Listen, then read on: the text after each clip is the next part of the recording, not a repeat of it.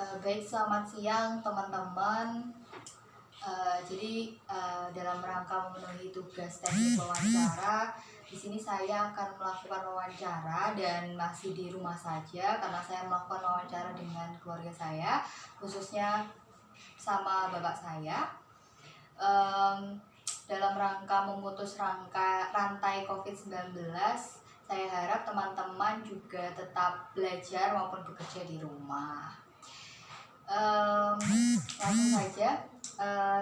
Assalamualaikum warahmatullahi wabarakatuh, Pak. Waalaikumsalam warahmatullahi wabarakatuh. Sehat ya? Alhamdulillah. Alhamdulillah. Sebelumnya boleh dijelasin, Pak, kalau di STTD itu ada berapa prodi dan kalau boleh tahu prodinya apa aja? Oke, terima kasih.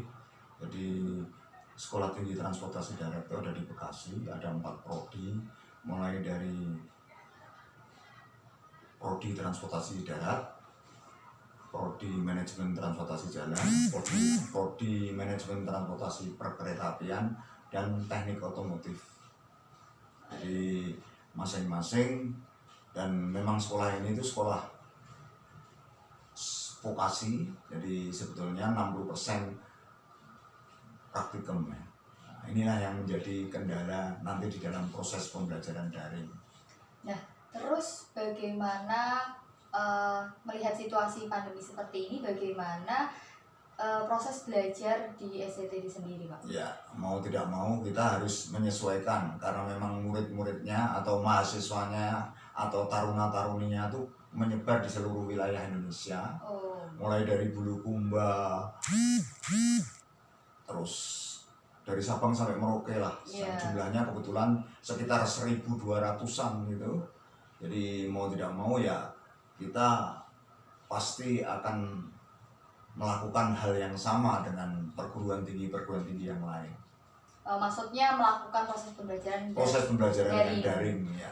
Nah, lalu bagaimana? Berarti ada tantangan tersendiri dong, mengingat taruna-taruni dari sekolah STTD ini itu tersebar di beberapa wilayah dan sebagaimana kita tahu bahwa wilayah di Indonesia belum misalnya yang pelosok itu belum terjangkau dengan internet dengan baik, padahal sistem pelajaran menggunakan sistem daring kayak gitu.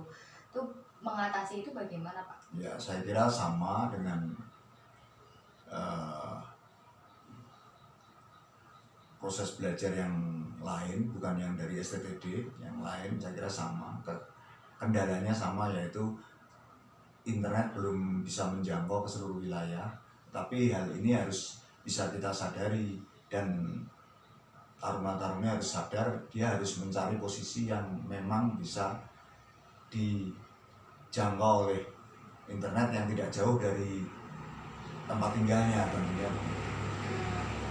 Tapi kalau misalnya buat sistem proses pembelajaran ini, maksud saya itu menggunakan aplikasi apa, bagaimana, kemudian cara mengajarnya melalui sistem jarak jauh ini kayak gitu? Ya, saya kira kita banyak aplikasi yang ada di Google ya, atau di internet. Kita menggunakan aplikasi Google Classroom dan Zoom.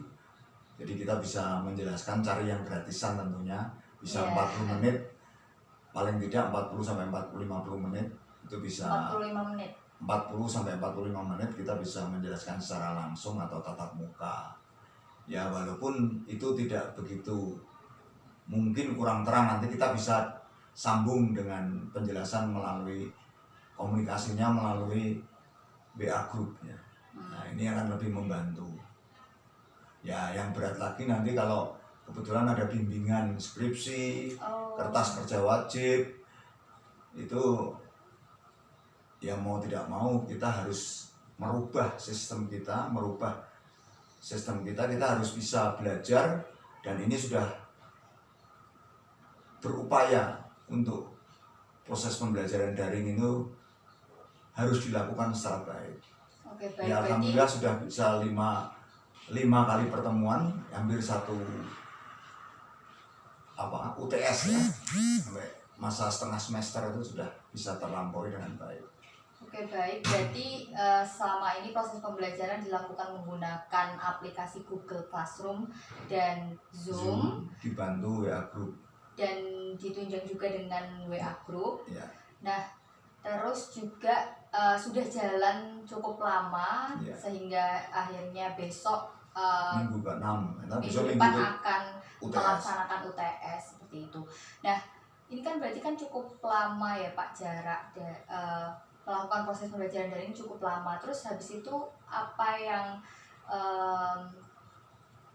kendala-kendala apa sih yang Bapak dapatkan ketika melakukan proses pembelajaran ini, mengingat tadi seperti yang sudah disampaikan Bapak bahwa mahasiswanya tuh tidak semuanya tuh dalam jaringan seperti itu.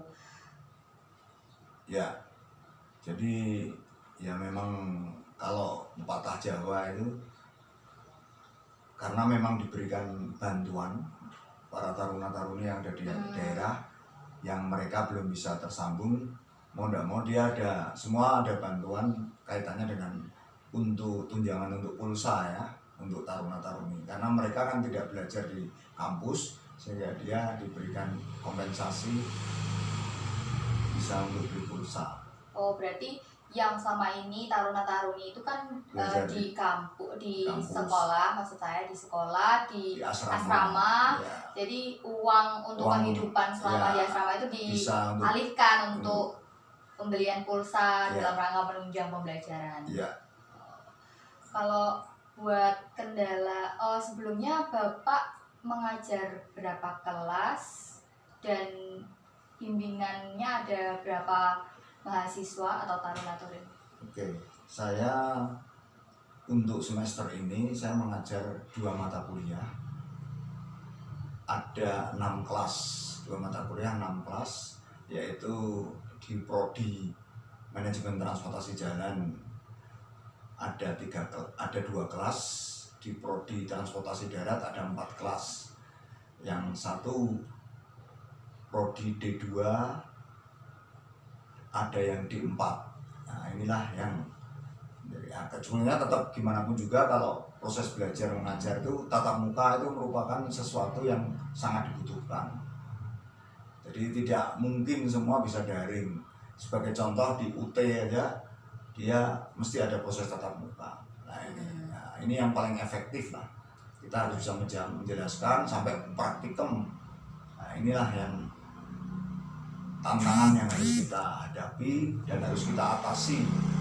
Ya, apalagi mengingat sekolah tinggi transportasi darat Bapak tadi sampaikan merupakan sekolah vokasi ya, yang lebih banyak praktikumnya daripada sistem pembelajaran teori seperti itu ya Pak.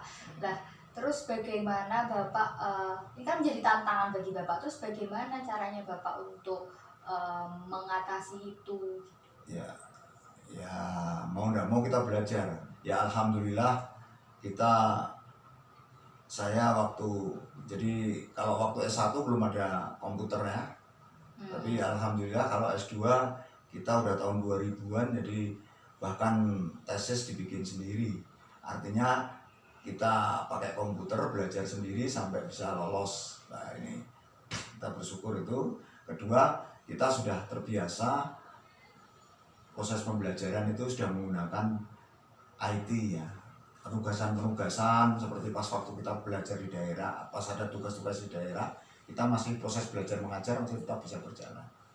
Walaupun itu tidak diselenggarakan pada jam pelajaran, artinya kita menggunakan waktu malam hari untuk proses pembelajaran. Berarti jauh sebelum pandemi ini Bapak itu di STTD itu juga sudah melakukan sistem pembelajaran daring sebelumnya. Tidak mutlak, tetapi harus bisa. Yang mendapatkan tugas-tugas di daerah mau tidak mau dia harus berusaha bagaimana proses pembelajaran tidak harus terhambat. Nah ini mau tidak mau kita sudah proses daring ini sudah sedikit-sedikit sudah kita jalankan. Berarti sudah cukup fasih dong Pak ya, Ya saya kira selama pandemi ini udah saya kira enggak udah ya. kenal banget lah ya, Ya, sama kita aplikasi-aplikasi itu, atau ada kendala tersendiri? Ya kita kan sudah kelompok lansia, jadi kita masuk grup nunuan gitu ya. Iya. Jadi nunak nunu itu kan. Ya, ini yang sebetulnya harus kita sadari, kalah dengan anak-anak yang sekarang yang masuk generasi Milenial Y dan Y dan Z. Y. Ya, ini yang saya yang kira lahir di ya, era lahir di- digital gitu ya. itu jadi Dipermudah. mereka sudah masuk golongan milenial ya. Jadi tapi alhamdulillah justru yang menyampaikan nunak nunu tapi yang menerima milenial, jadi tetap bisa nyambung gitu. Oh, iya. Gitu. Berarti walaupun di SCTD itu sempat sudah melakukan sistem daring sebelumnya, tapi ya di era pandemi ini tuh bukan hal yang mudah juga gitu ya Pak, Iya, ya, tetap, untuk bukan melakukan mudah. sistem pembelajaran secara daring. Karena juga ada hanya beberapa staf pengajar aja. Kalau mereka yang masih muda-muda ya tidak ada masalah. Tetapi kalau yang seperti saya udah lansia ini, istilahnya pasti menjadi kendala. Gitu. Dan itu sudah diakui yang seangkatan gitu ya. Jadi tapi karena kita berupaya, ya alhamdulillah jalan itu pasti ada. Oh, berarti Bapak nih mau tidak mau berusaha untuk belajar untuk untuk merubah dan menyesuaikan. dari yang nggak bisa harus dipisah-pisahkan gitu ya Pak. Itu. Oke, terus tadi kan Bapak juga sempat bilang kalau ini mau menginjak ke masa UTS bagi taruna dan taruni. Terus itu sistem UTS-nya bagaimana Pak? Apakah tetap menggunakan Google Classroom? Terus atau ada praktikum, mungkin bisa pakai Zoom praktikumnya atau bagaimana Pak? Ya. Kalau kaitan dengan praktikum itu sebetulnya tidak sulit untuk sekolah tinggi transportasi karena contohnya banyak, the best practice-nya sangat banyak di kota-kota, baik yang the best practice maupun yang buruk. Ya, itu bisa diambilkan dan itu banyak kita bisa mencari di Google bahan seperti itu. Nah, tapi yang berat itu adalah bagaimana kalau sudah berkaitan dengan hal-hal yang harus dijelaskan secara langsung atau harus tatap muka, ini sebenarnya yang sangat berat karena kalau kita tidak dibantu oleh WA group, saya kira itu akan lebih sulit. Apalagi kalau kaitan dengan bimbingan skripsi, kertas kerja wajib, nah ini yang memerlukan kerja keras khusus untuk bagaimana supaya komunikasinya bisa efektif. Berarti bimbingan itu juga melakukannya menggunakan Google Classroom, Zoom atau WA? Ya, saya terus terang paling praktis adalah Google Classroom, dan besok tanggal 6 hari Rabu besok kita ada UTS yang kebetulan dengan mata kuliah saya. Jadi mau tidak mau saya sudah mempersiapkan soalnya. Jadi kita mesti harus posting tepat waktu dan nanti bisa dilihat kedisiplinan taruna-taruni untuk mengerjakan dan mungkin tidak bekerja sama. Ini yang kita hindari karena gimana pun juga integritas itu tetap harus kita utamakan untuk membangun negara yang lebih baik. Integritas adalah modal utama. Berarti nanti les dilakukan melalui Google Classroom, diberi waktu seperti itu ya Pak? Jadi kita posting soal, tapi dia tetap jawabannya tetap menulis ya. Kita jawaban ditulis di folio bergaris, nanti di scan, terus diupload, nanti masuknya jam berapa, ini sudah kita kasih waktu yang cukup, dan mudah-mudahan di daerah tidak ada listrik mati. Nah, ini yang menjadi kendala. Nah, kita nanti harus ada kearifan untuk menghadapi permasalahan-permasalahan khusus yang dihadapi oleh taruna-taruni kita. Oke, baik. Itu kemudian kalau dari bimbingan sendiri, sama ini kan intensifnya menggunakan WA dan Google Classroom seperti itu.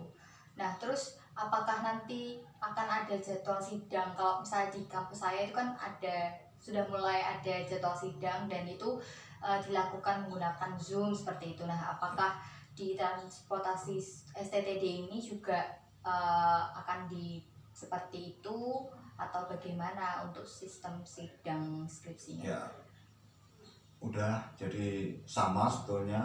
Kita karena perguruan tinggi menggunakan itu ya mau nggak mau di STTD juga harus bisa. Dan insya Allah tanggal 14 Mei besok kita ada sidang proposal skripsi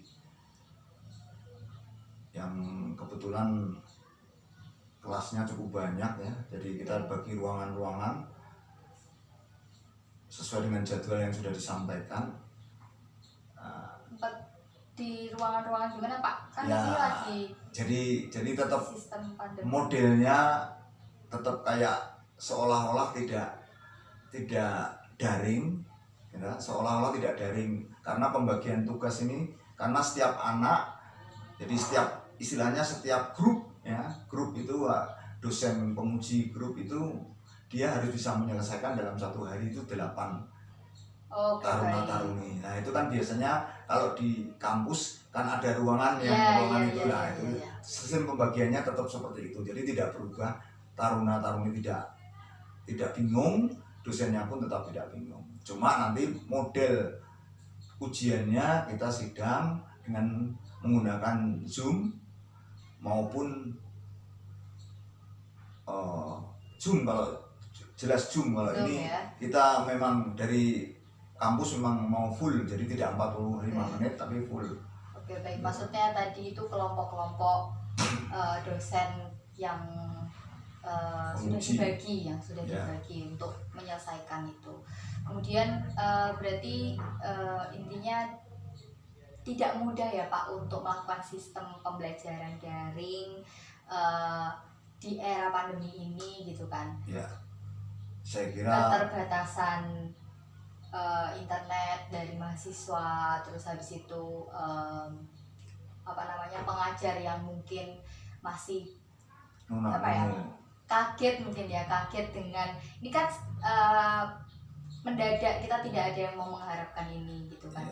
Mungkin ya kalau kesiapan pengajar itu memang harus IT itu harus dikuasai karena dia kan menyiapkan pembelajaran, materi ajar itu kan dia harus mau membuat PowerPoint, dapat pengalaman di lapangan yang harus diterapkan, diajarkan di bangku kuliah. Nah ini kan kita harus mau tidak mau kita sudah ngotak-atik sistem informasi dan hal-hal yang kaitannya dengan IT kan. Nah ini memang kita mau tidak mau harus merubah, dan ya saya kira bagi pengajar tidak begitu masalah ya. Kendala pasti ada tetapi tidak masalah. Terus ini kan cukup lama juga ya Bapak menjalani sistem pembelajaran daring. Terus selain cukup banyaknya kendala-kendala tadi yang mau tidak mau harus bisa dijalani gitu kan. Terus hikmah apa sih yang bisa Bapak dapat dari pembelajaran daring ini? Ya, alhamdulillah kita mendapatkan pengalaman-pengalaman yang baru kaitan dengan sistem pembelajaran jarak jauh ini atau daring, sehingga kita tambah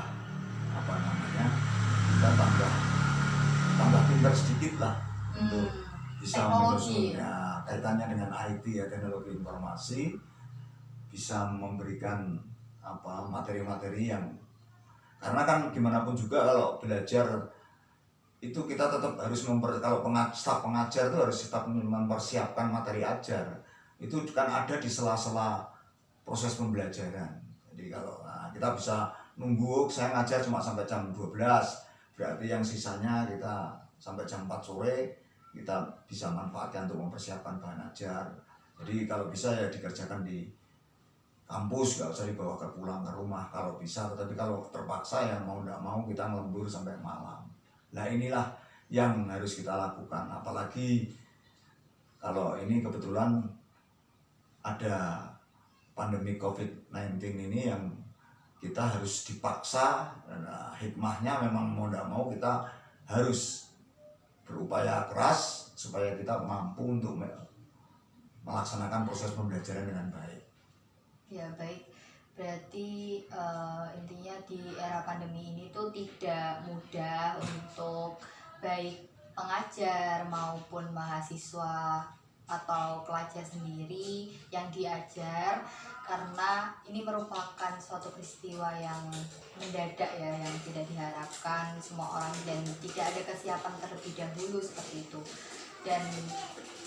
Dan itu pun mempunyai hikmah masing-masing ya Pak, seperti Bapak sendiri, Bapak Wido ini yang istilahnya tim lunak nunuk gitu, maksudnya adalah generasi yang pada saat itu tidak berkembang di bersama internet seperti saya gitu, tapi di balik itu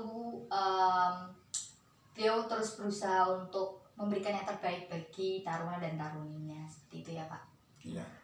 Ya, oke, terima kasih Bapak Wido Risnomo sudah mau meluangkan waktunya untuk wawancara ini. Wassalamualaikum warahmatullahi wabarakatuh. Waalaikumsalam.